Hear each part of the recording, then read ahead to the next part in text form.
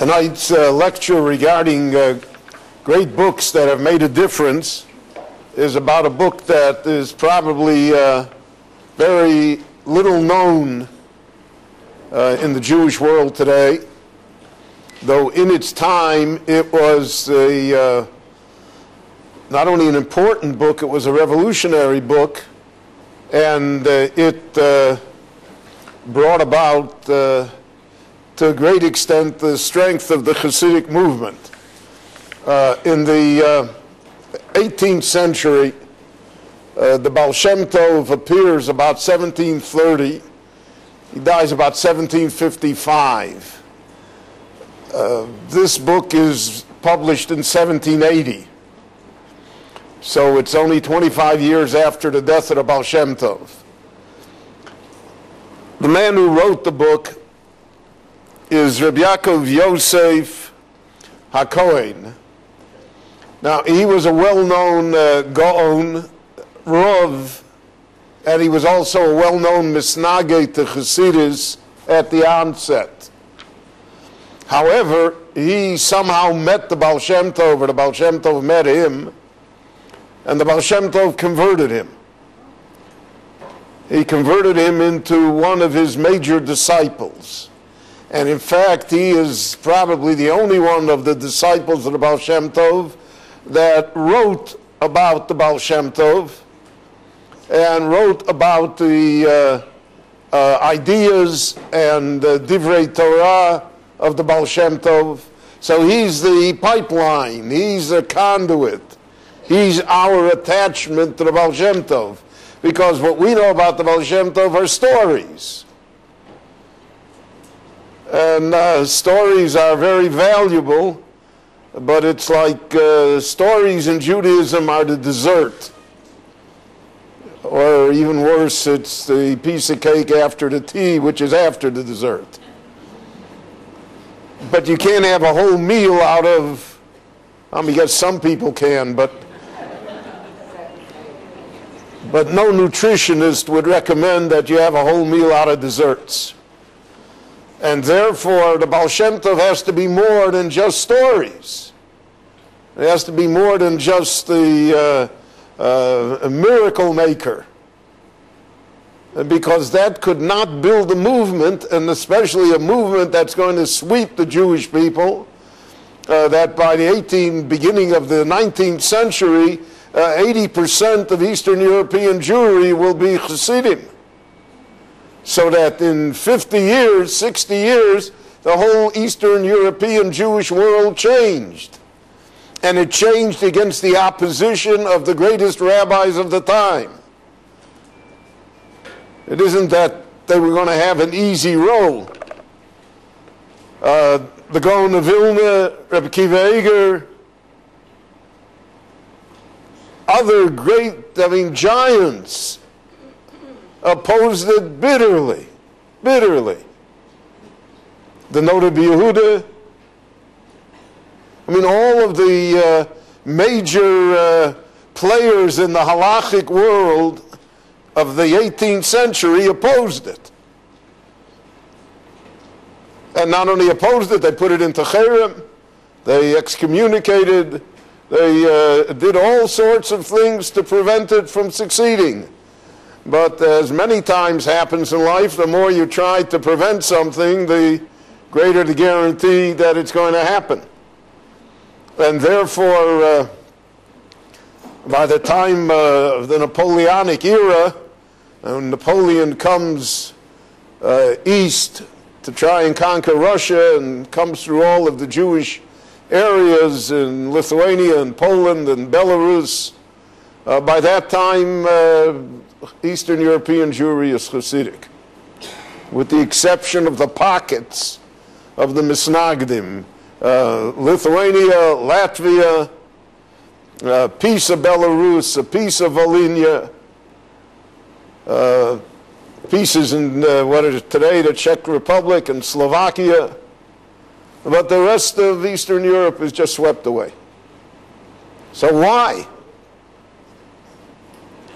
So there are many reasons, but we'll see that he, in discussing the ideas and the Torah of the Baal Shem Tov opens the window for us as to the agenda of Chassidus.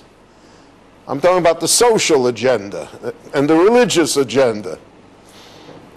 And we'll see that that agenda was so powerful that the Jewish people, to a great extent, adopted it. So the name of the book is Toldos Yaakov Yosef. In Chassidus, he's called the Baal HaToldos, the man that wrote the book, the Toldos. Toldos literally means the generations. Yaakov Yosef is his name. So he ends up being a rabbi in a town called Polnoe. And he is called Rabbi Yaakov Yosef of Polnoe.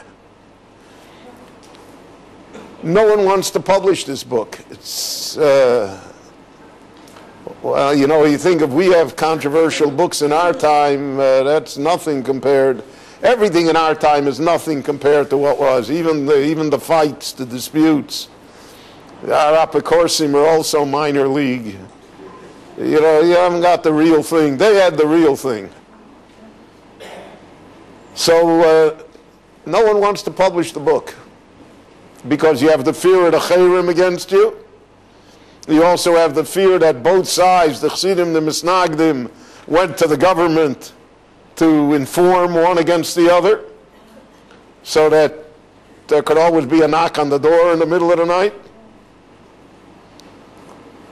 Now, because of that, the book is brought to press by his son and his son-in-law, who are safely ensconced in the land of Israel. But the book is published in Eastern Europe, in a place called Koretz, which was famous in the Second World War. And it's interesting, at the beginning of the book, the publisher writes, it's almost, it's almost humorous. He said, and I'll translate it for you. He said, we had so much trouble publishing this that I couldn't get any rabbi to approve the book, to give a rabbinic approbation to the book. Now, at that time, in Eastern Europe, the rabbinic approbation was necessary for three reasons. One reason was because of the censor, because of the government. And the job of the rabbi was, so to speak, to make sure that the book did not have any revolutionary, treacherous, anti-Tsar material in it. The second reason was the copyright. And included in all of the approbations was the fact that you had no right to reprint the book for 10 years or 15 years or 20 years without the permission of the publisher. So that was copyright protection. The third reason was that if you had a book that had a lot of rabbis that said it's a good book, so then it's likely that, that the book would enter into people's homes. He writes here, he couldn't get anybody. Lo yacholti lahasig haskomos migonei eretz. I could not get any written approbation from any of the leading rabbis of the country. However, he says, almost tongue-in-cheek, Ki betuchim anachnu sheyaskimu kulam ke'echad. I'm certain that all of them agree that this is a great book, even though nobody will say so. So here again, and the book gets printed. How did the book get printed? At the end, you see how it got printed. Because he gives a tremendous mishaberach to the Duke. He's to the Polish Duke that was there at that time. And because of that, I guess the Duke was so flattered, or it could very well be that the Duke also got some payment for having this done. So he says, Adoneinu hamyuchus hagodol HaChosid, the Duke Yosef, Nashtarasky, Stalanik, Litvasky, Statarati, Latsky, Yorum Hodo, may he be glorified. So the Duke is the one that gave the Haskomet to the book. He's the one that gave the approbation to the book. And the Duke is the one that says, it's a copyright, you can't steal it. So here you have, in this small vignette at the beginning of the book, which, without my brilliant lecture, you would never catch this. You have already what the problem is. This is an underground book. It's a book that the establishment is not willing to see come out to print, not willing to let it be distributed. And his family made an end run. They ran around the rabbis. Generally, Chassidus undermined the rabbinate.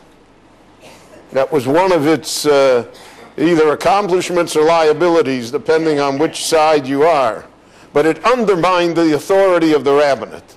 It substituted the Rebbe for the Rav, for the Posek, and it undermined the authority of the rabbis, because the Chassidim said, you see, the Gaon and the Rabbi Yehuda, the Reb Kiva Eger, they're all wrong. We're right. So that was a major struggle that had ramifications and has ramifications until today. It was Chassidus that undermined the rabbinate, and then the Maskilim came and undermined it further. And then Zionism came and undermined it even more. And then the rabbis finished the job on themselves.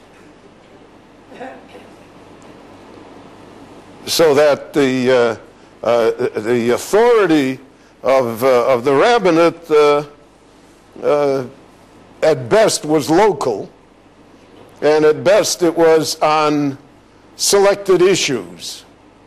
But it was not what it was in the Middle Ages, in the 16th, 17th century, when the word of the rabbi was law, where a rabbi had a right to punish people. As late as the 20th century, 19th and 20th century, there remained in Lithuania the custom that a rabbi had the right to slap someone who was disrespectful, to slap him in the face. There's a famous story with Rav Kook. Rav Kook was the Rav in a small town in Boysk in Lithuania. He was 20 years old or 21 years old, 22 years old. And one of the outstanding Talmidim of Volozhin, Rav Kook was from Volozhin, the Volozhiner yeshiva, and one of the outstanding Talmidim of Volozhin, who was older than Rav Kook, was Rabbi Zalman Meltzer. The famous Rabbi Zalman Meltzer, who later was Rosh Yeshiva here in Yerushalayim, of Eitz Chaim Yeshiva. So he came, he visited Rav Kook in Boysk. And one of the people in the synagogue, I guess they were waiting for Rabbi Zalman either to finish Shmoneh Esrei or something, right? And so one of the members of the congregation, as sometimes happened, shouted at Rabbi Zalman, publicly shouted at him. So Rav Kook walked over and slapped the man in his face. In Lithuania, if the Rav slapped you, so then you left town. Because the shame was such that you just didn't stay. So he took a boat to America. In 1923, Rav Kook, together with Rav Duber Kahana Shapiro, the Kovner Rav, and Rav Moshe Mordechai Epstein, the Rosh Yeshiva of Slabotka and later of Hebron here, came to America to raise money to rebuild the yeshivas in Europe after the First World War, for the Vada yeshivas. So Harry Fischel made a big reception for them in the Waldorf Astoria. And he invited all the heavy hitters to come to the reception, and they would meet the great Rabbonim, and they would leave checks, leave money. A man comes up to Rav Kook, and he shakes his hand. Shalom Aleichem, Rebbe. Aleichem Shalom. He says, Rebbe, do you recognize me? Rav Kook looked at him. He said, no, I don't recognize you. He said, 20 years ago, you slapped my face. So Rav Kook turned white. So he said, I came to kiss your hand because that was the best thing you ever did to me, because then I had to leave town. I came to America. I became a millionaire. He said, if I would have stayed in Boysk, I'd be starving to death, right? So I came to thank you for slapping me, and he kissed his hand. He also gave Rav Kook a personal gift. He gave him a golden watch. Rav Kook, Rav Kook doesn't need a golden wristwatch. He comes back to Eretz Yisrael. This is just what kind of people we're talking about. He comes, and the first day he's back in the office, so to speak. Poor lady comes. She has to. She's a widow. Her daughter's an orphan. She's got to get married. They don't have where to begin with, so he took the gold watch and gave it to her. She sold the gold watch, and they were not. So the man had a greater mitzvah that he had achnosas kala out of the watch that he gave to Rav Kook. So there was a time, so that was like the last vestige of rabbinic power. It was a throwback to what was before. But otherwise, the whole thing was undermined. And here in the book, we will see examples of the agenda. And the agenda was really to undermine the rabbinate, to substitute the Rebbe, the tzaddik, for the Rav, for the posek, for the person in halacha. And to a great extent, that was successful, and it still is successful. And only in our time, what has happened is that the Rav, to survive, has to be a Rebbe. Right? The Rosh Yeshiva today is a Rebbe. So he does the same thing the Rebbe does. He gives brachas, he gives advice, he counsels. When I went to the yeshiva, just a few days ago, nobody ever told us anything. We were, we had all great literature, Rosh Yeshiva. They didn't tell you who to go out with. They didn't tell you who to marry. They didn't tell you what you should do with yourself. They didn't tell you anything. Because it was not their business. And today, you want to buy a Dodge or a Chevrolet, you got to ask. So the world has changed. And that change is part of the triumph of Chassidus. Is because it's forced the misnagdim to redefine themselves as, so to speak, an alternate type of Chassidus. So let's see a few things in the Sefer itself. This is a very big Sefer. First of all, the book itself is pure Kabbalah, 99% Kabbalah. And it's not easy reading. And a lot of what he says is veiled, because there's always this fear yet of expressing it, straight out. So a lot of it is, you have to read it in the white spaces, not only in the black print. But I'll give you an example of the Chassidic approach. He quotes here the Baal Shem Tov. What's the approach to what it says in the Talmud? In other words, is the Talmud to be taken literally? I'm not talking here about the stories in the Talmud. I'm talking here even about what seems the open and shut halachic questions and answers. So Chassidus said, and it says that it has to be interpreted on a different plane. Just as the Torah has many facets to it, the Talmud also has many facets to it. And if you only deal with the Talmud with Rashi and Tosfos, so to speak, well then you're dealing on one level, but you've missed out on other levels which exist. Example, famous, we're coming now to Hanukkah.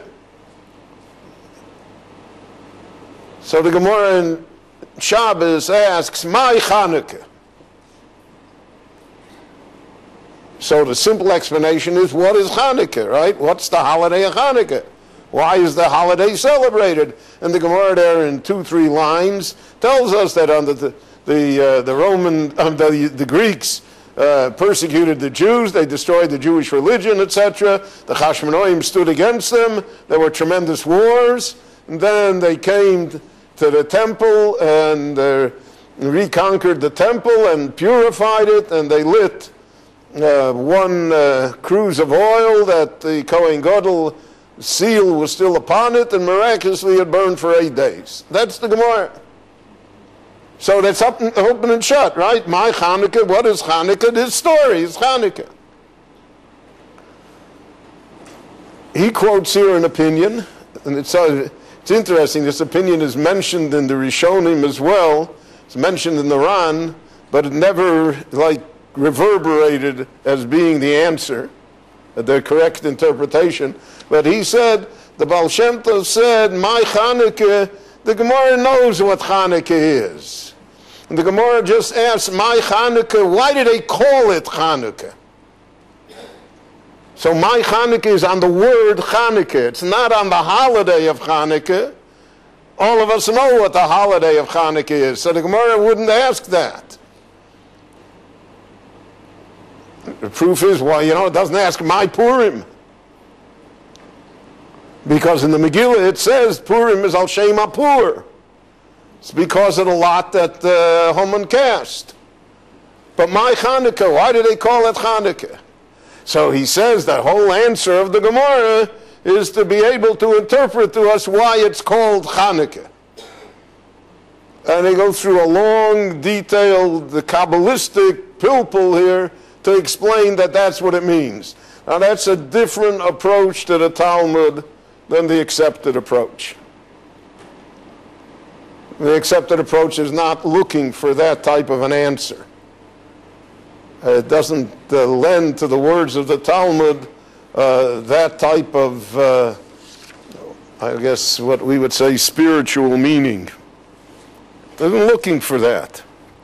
It has a whole different idea. And because of that, that became the source, and it exists until today. If you look in the Hasidic writings, or in the speeches, the lectures, the words of the Hasidic Rebbes, you will always see this kind of a twist to it. For instance, in this week's Parsha, in Parsha's Chayesora, so it says that Vatiskos, she covered her face with a veil. So that's a funny use of Hebrew. So Rashi explains the digdug, right? That it's a hispael. And then Rashi says, and I'll give you other examples, kamo vatikover, kamo vatishober. So you look at the Rashi plane, so Rashi's talking about digdug. The Rishon Rebbe says, and this is the example, the same idea of how to look at something, because the Chassidim did the same thing in Rashi that they did in the Gemara. That Rashi doesn't, you can't just see Rashi on the surface, there's a hidden Rashi within the Rashi. And the hidden Rashi many times is more exotic, it's more attractive even. So here's an example, right? This is a Digdug Rashi. We all know how we love Digdug Rashis. Remember in the yeshiva, the Rebbe used to learn it. A moan went up from the class. Right? Oh, nochamal digduk here, right? Well, leave it alone. So he says, the Rishner says as follows: there are 3 times that a family is together in life. Vatiskos by a chasana, when she puts on the veil. Vatishover, when a child is born. Vatikover, at a funeral. So he says, that's Rashi.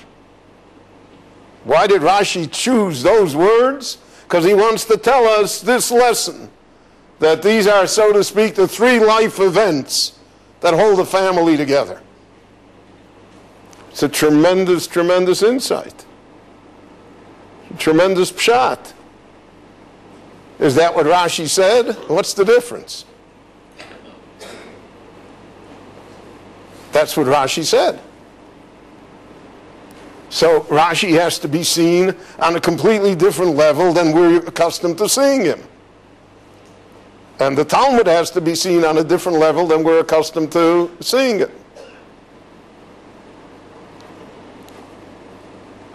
So there are svarim that exist that say, Biurei Chasidus Lashas.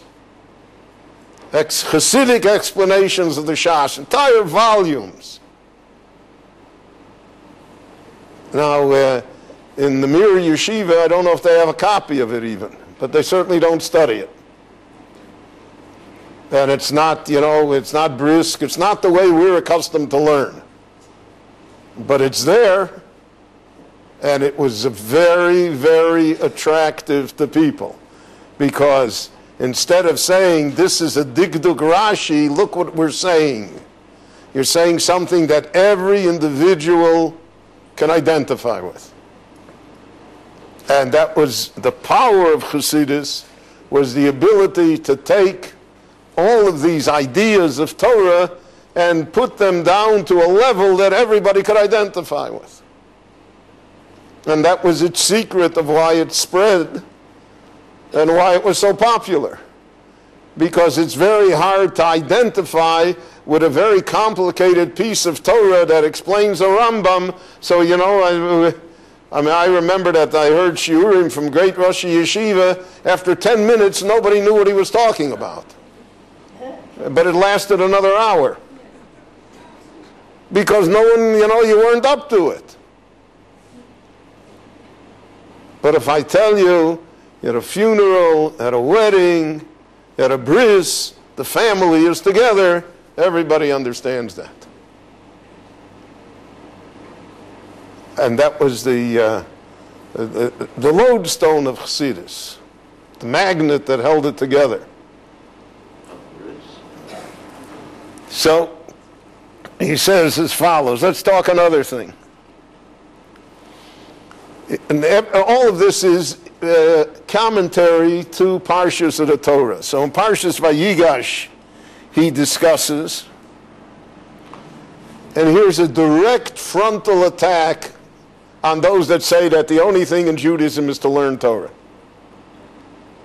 Here's a direct frontal attack on that idea, which you can imagine is heretical. So it says,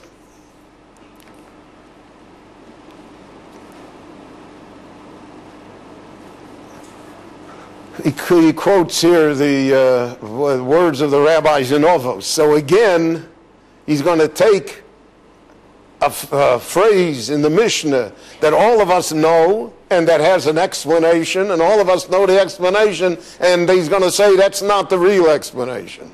The real explanation is below that. So it says, Lo kol amarbe b'schora machkim. Not everybody that does a lot of business becomes wiser thereby.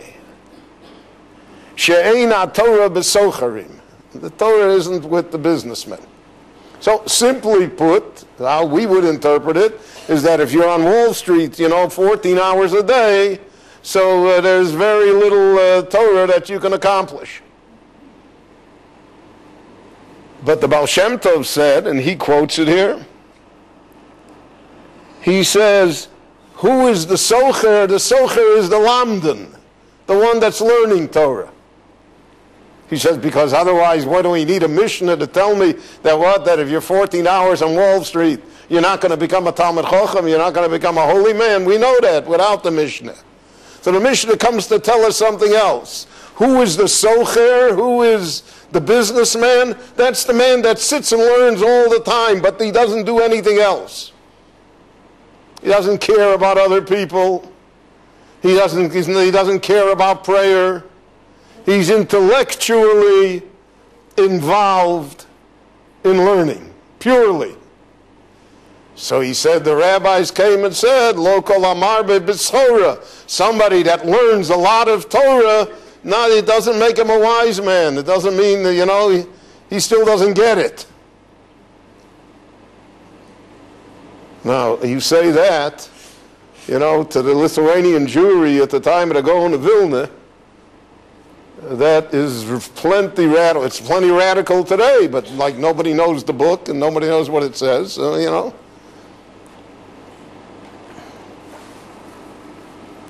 So he says here,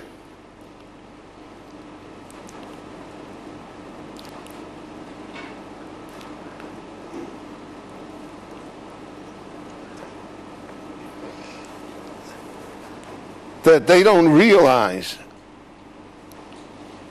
Anoshim she'oskim b'Torah mitzvahs yomam v'layla. They're doing it, right?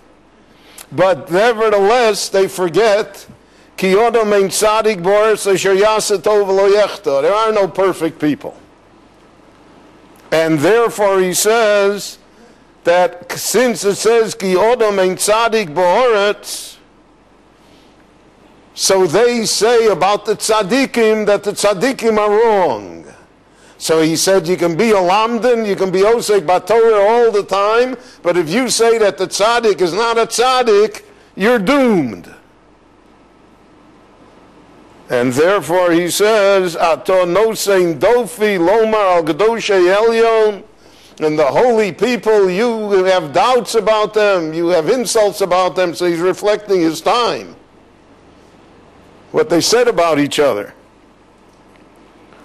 And therefore he says that just because the person is learning all day doesn't mean that that he's got it.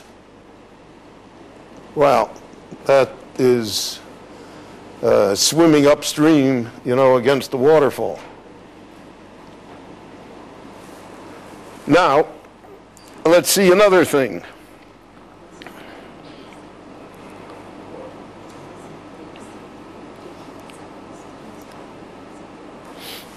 He talks here about those that use the Torah for their own benefit because of the fact that they are scholars, so therefore they lord it over others. So here he's speaking about the social revolution of the time, because Chassidus was a revolution against the upper class and against the intellectual class. Because they said, the plain people, they're Ameorets, they don't know anything, they don't count. Which was the truth in 18th century Eastern Europe. So he says here, Birbos Hashonim, this in the Parshas Vaychi. He has all of these things hidden in the middle of all. He's talking about a whole Kabbalistic interpretation of a pasuk, and all of a sudden he throws out, he throws the hand grenade out of there.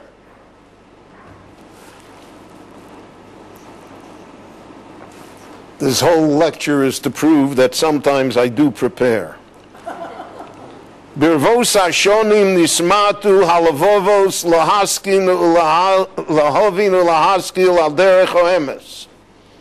He said, over time, the souls of the Jewish people, of the leaders of the Jewish people, have weakened that they really don't understand anymore.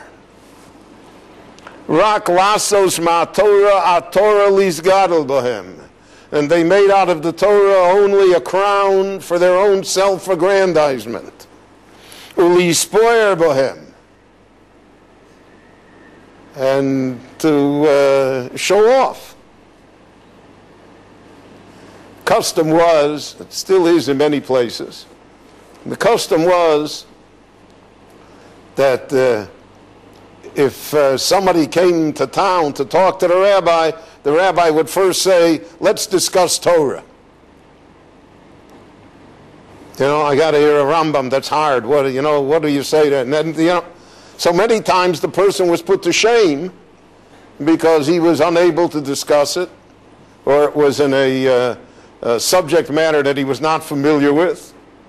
I remember as a child, the thing that I resented greatly was that rabbis would come in, we were in school, they'd come in and ask us questions, give us a bechina. Who asked them to come in?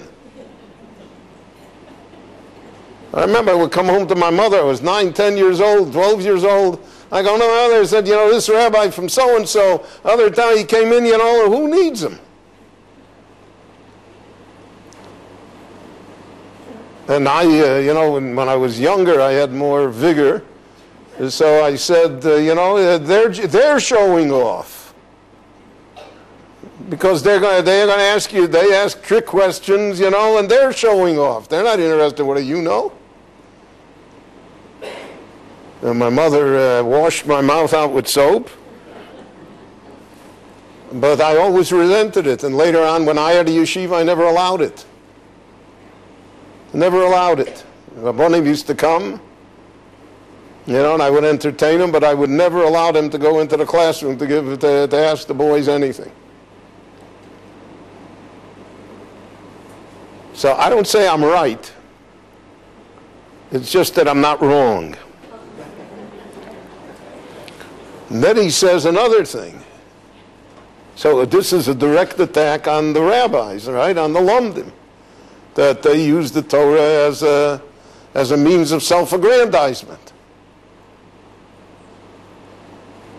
I remember a Rav, as an unbelievable story, but it's true. I remember he had a disagreement with another Rav in town, and he always used to walk around with a small Gemara learning. So I remember he stopped another rabbi on the street. He said, bring me a proof from this Gemara that the other guy doesn't know how to learn. So something is wrong, right? Something is skewed. And that's what he harps upon. Hu laharos maloso. He said, even those that write shilas and chuvas, he says. He says the word balei tshuva. He doesn't mean balei tshuva in our sense, a balei tshuva. Balei tshuva is a sarcastic reference to the rabbis that write the tshuvas, that write the responsa, the rabbinic responsa. Zeu rak laharos maloso. He only wants to show how great he is. He doesn't want to answer the question, because he wanted to answer the question, answer it. He writes 15-page letter, right? Answer it. Ucheshalomar halocho echod mispoyer ma'at. Ucheshalomed yoser mispoyer yoser. He becomes more and more proud of himself. Ucheshalomed poskim bo Kabbalah, and if he knows poskim, or he thinks he knows Kabbalah, misgoyer yoser, so then he becomes even more proud of himself. V'zeh rochok me'Hashem yizborach. And therefore they're far away from God. Well, that's really and here he has an attack on those that want to go away to learn in yeshivas. It's just unbelievable what he writes here. Yuvan shemisha mechatatim ragleim lelech b'yeshiva lilmod. Those that go away to yeshivas to learn, and because of that they become haughty. O tosifu sora liyisrachik velosur Hashem yizborach. So they go even farther away from God. There's an interesting piece in the Meiri.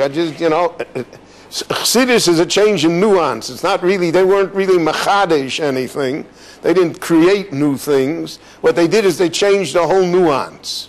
the whole emphasis, the whole accent. So, for instance, there's a very famous piece in the Meiri. In the time of the Meiri, like in other times, people had big tzitzis that they wore outside their begodim. So the Meiri writes there, in Sota, just again, a mind-boggling statement. He says that there are a lot of phonies in the world. They're people who are not sincere. He said, misatfim betalisos gdolos. They wrap themselves in large talesim. V'tzitziyoseim niros merachok. And you can see their tzitzis from far away. He says, Aleim ani omer vayotzitzu kol po'alei oven. All those, it's a play on words. All those that come to do evil. So vayotzitzu means I see them, I glance at them. And they spring up. They come up from the ground. Tzitz. But it's a play on the word tzitzis. So he says, those that have that public demonstration, he says, vayotzitzu kol po'alei oven. So the problem of hypocrisy is an old problem. It wasn't invented in the 18th century. But in the 18th century, Chassidus harped upon it. And therefore there were entire sects of Chassidim, like Pshischa and Kotsk, who hid their piety,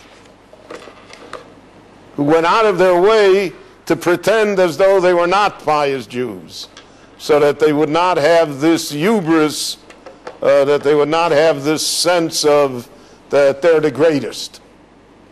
But that's the point that he makes here. Let's see another few examples here. He says in Parshas Baaloscha, so we all know in the menorah that existed in the Mishkan, in the temple, so El Mul Pnei HaMenorah Yoiru Shivas Aneros, the middle candle, the other three on one side and the other three on the other side, faced into the middle one. How that worked, there's a whole discussion in the Gemara and Menachos, how it worked, how the candle was lit, and to be able to do that. So he says, and it says, Vayas Kain Aaron. And Aaron did what he was told to make the candle, to light the candelabra in that manner. So again, we're going to take what is on the surface a very clear statement, right? That you got a menorah with 7 candles, and the middle candle is the important candle, and the other 6 candles are going to be, the other 6 lights are going to be bent in somehow to face the middle one. That's what the Torah says, right?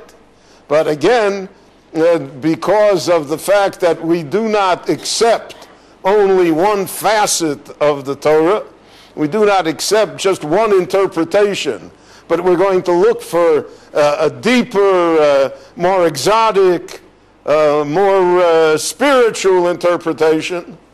So he says, the one candle in the middle is the tzaddik, is the Rebbe.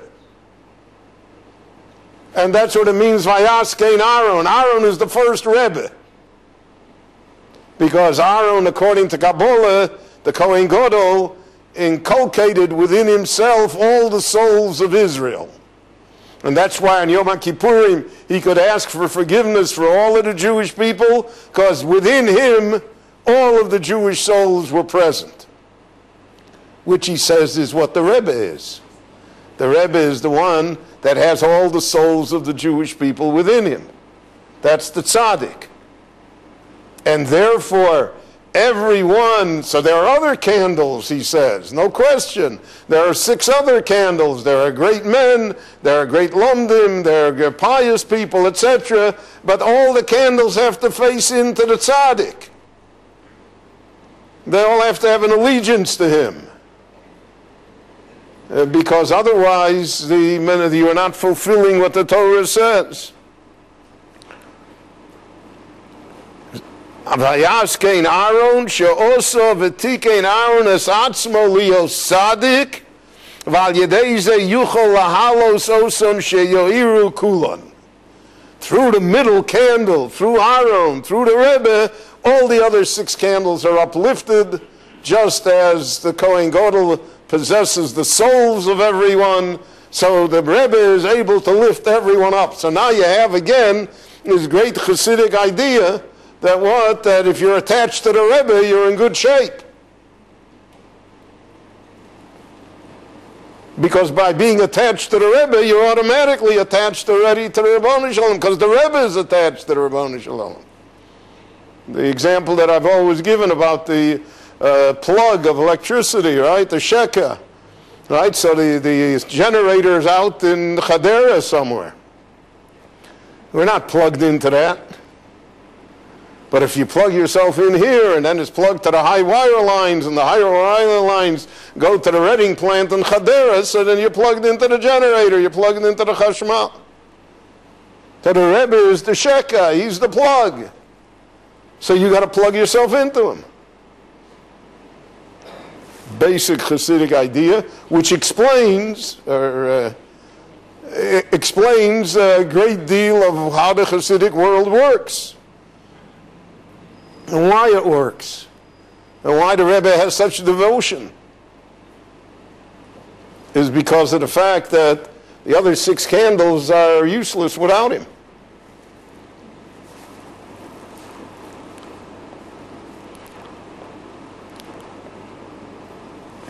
Here he says the Gemara. The Gemara says, the famous Gemara on Rebbe Elazar Reb Shimon. Rebbe Elazar Reb Shimon was the son of Reb Shimon ben Yochai. So Rebbe Elazar Reb Shimon worked as a tax collector for the Romans. The Gemara in Bava Metzia. And believe it or not, there were some Jews that avoided paying the tax. So he turned them in, because that was his job. He was, he was working for the Mas Achnasa, for the IRS. So he turned them in. So the rabbis criticized him bitterly. So he said, what do you want from me? Kotzim ani machalem min hakerem. I'm removing all the thorns from the vineyard. These guys are cheaters. They're liars, they're thieves. So I'm removing the thorns from the vineyard of Israel. So they said to him, Yovo balakerem v'yechale kotzim min hakerem. Let the owner of the vineyard come and take out the thorns. So the simple explanation that we all learned in the yeshiva is that he told them, let God do it, right? I mean, you're not God's Cossack in the world. The balakerem, God will take care of them. You don't have to mix in. You don't have to work for the Romans. He says a different pshat, which again is illustrative of the point that I have made, of the underlying tenor of all the Gemaras. He says, Yovo balakerem yechale es kotzov rotzalomar kotzov shel atzmo yevayer. You're the balakerem. They told him, are you perfect? Did you clean out all the thorns that are within you? First, Yovo balakerem v'yechale kotzov. Let the man of the vineyard, clean out your thorns. Then we'll come and clean out thorns from others.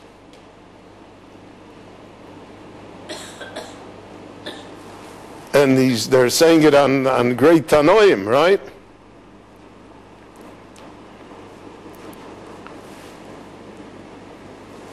And that really is the pshat the Gemara says on the posuk in Tanakh, is kosheshu v'koshu. So the Gemara says, kshot atzmecha v'yachar kach kshot acherim. First decorate yourself. I always think of that when I fly on the plane, so they have those instructions that you should never need. But they always say, first put your oxygen mask on, and then you'll put the oxygen mask on the person next to you that may need it. So that's this pshat, right? I always think of the Gemara. Everybody's, well, you know, there's a musar in everything that happens in life, right? First put on your oxygen mask, then you put on the other person's oxygen mask. How are you, right? What kind of shape are you in? So that's what they said. Yovel balakerem, you're the owner of your vineyard. Chalekotzim and akerem, you take care of your thorns first. Then we'll talk about the other people's thorns, which is a basic Hasidic idea. Basic Hasidic idea is not to judge others.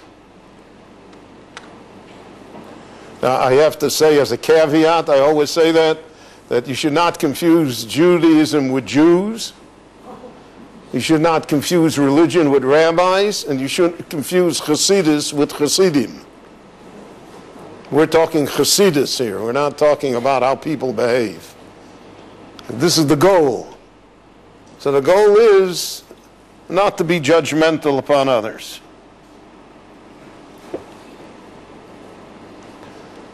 In the Torah it says, Vatikover Shom Miriam. Miriam was buried there. And then it says there was no water for the Jewish people. So again, the simple explanation is Miriam died and she was buried there. And because of the schus of Miriam, there was a well, and now the well didn't exist anymore, so there was no water for the people. He says again in the name of the Baal Shem, Vatikove Shom Miriam. Miriam worried for the Jewish people. Miriam was the one that stood to see what will happen with her brother Moshe. Miriam is the one that defended the Jewish people, the Jewish women. She's the one that took them and sang with them at Yam Suf. Miriam is the one that saw that they had water all of the time. Miriam wasn't even afraid even to speak against her brother Moshe because she wanted to defend her sister-in-law Tzipporah. Vatikove Shom Miriam. Miriam died.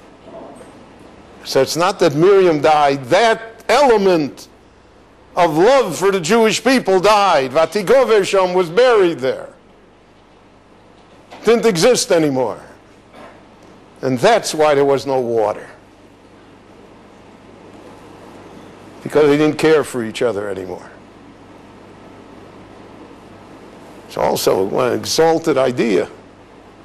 You know, but to put it in the posuk, to say that that's what it means, but that was the...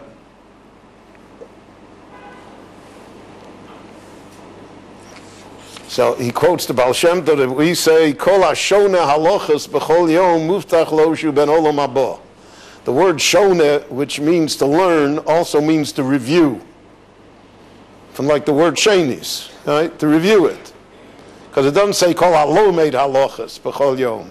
Someone that learns halacha every day. It says Kol hashone, someone that reviews it. So the Baal Shem says, the Torah, you don't get it the first time. The Torah doesn't allow itself to be acquired as shitchius in a simple manner. You just, you know, with all due respect, reading the parsha once is not going to give it to you. So it has to be ashone halachas.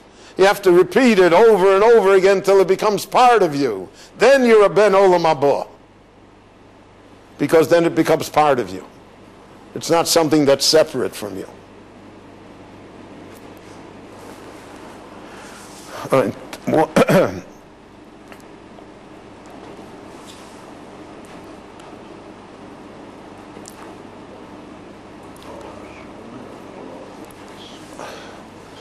So then he says here, the Chassidim were criticized because in davening they don't sit still. They move around, they sing, they holler, they clap. You know, and in the misnagdig world, that is not acceptable behavior.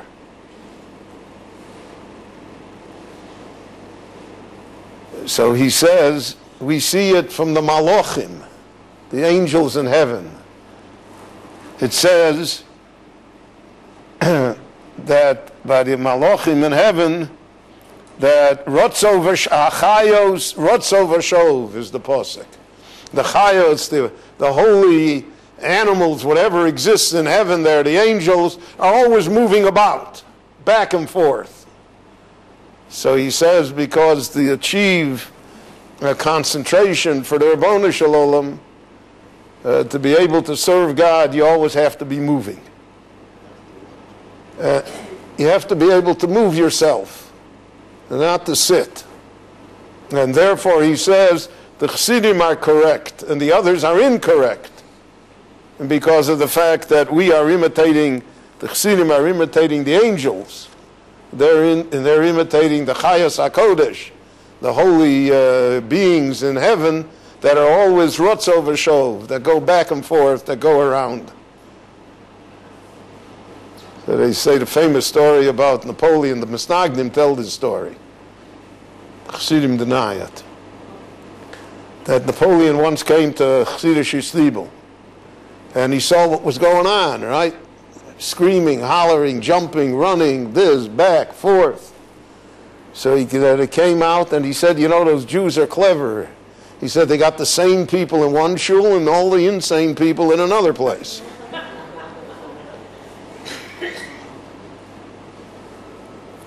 But, I mean, if you've ever davened by Karliner Chassidim, so, you know, it's lively. It's going.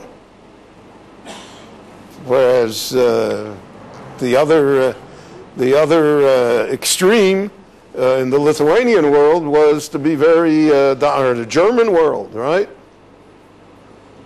I was once in a German synagogue, and I stood up before Kaddish, and the Gabbai told me to sit down. It's not time yet.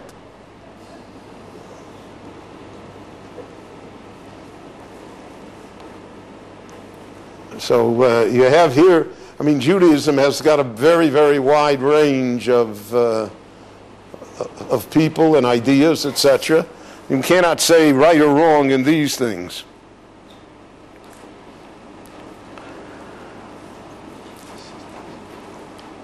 So finally he says, great idea, that when they went up to Yerushalayim, so it says, Anoshim, Anoshim va'ataf.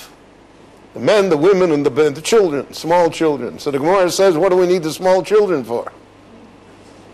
Right? Because, you know, in shul they make noise, and they're always looking for candy, and they haven't got a clue what's going on. So you take them to the Beis HaMikdash. What do they know about the Beis HaMikdash? So the Gemara says, in order litein schar lemiviehem, to give a reward to those that bring them. Because eventually the children grow up, and this becomes part of their chinuch, it becomes part of their training, it becomes part of their being, and therefore we want to, that those that bring them should have a reward for having brought them.